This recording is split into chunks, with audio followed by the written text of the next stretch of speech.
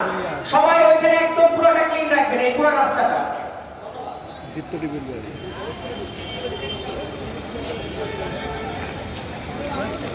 আওয়ামী লীগ অফিসের সামনে এসে এনসিপি প্রোগ্রাম করতেছে। আমরা আমরা এটাই রাজনীতি। স্ক্রিনে দেখাতে পারি। আমি প্রথম এলাম, জীবনে প্রথম। আমার অফিসে প্রথম দেখাম, এটা কখনো দেখিনি। আমি তো আসছি অনেকবার।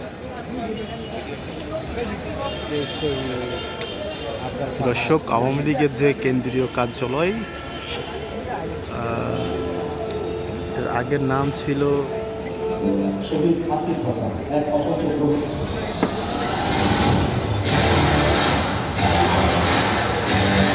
আওয়ামী লীগের এই কার্যালয়টিকে কিন্তু নতুন করে জুলাই যোদ্ধাদের প্রধান কার্যালয় হিসেবে অভিহিত করা হয়েছে এবং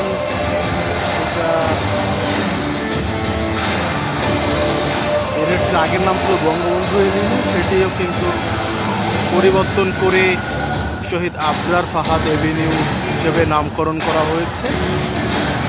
একটু যদি দেখানোর চেষ্টা করি যে এই যে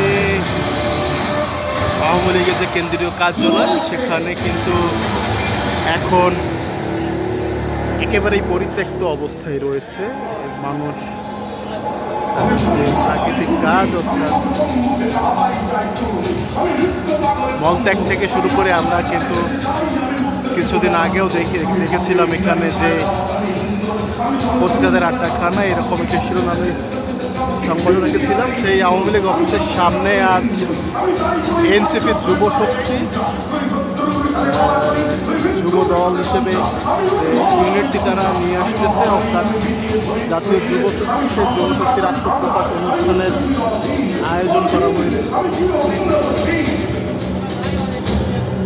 আমি করি আনন্দে ছুটি ছুটি, দেখি উন্মাদ, আমি উন্মাদ, আমি সহসায় আমার চিরেছি, আর ভুলিয়া গেছে সব।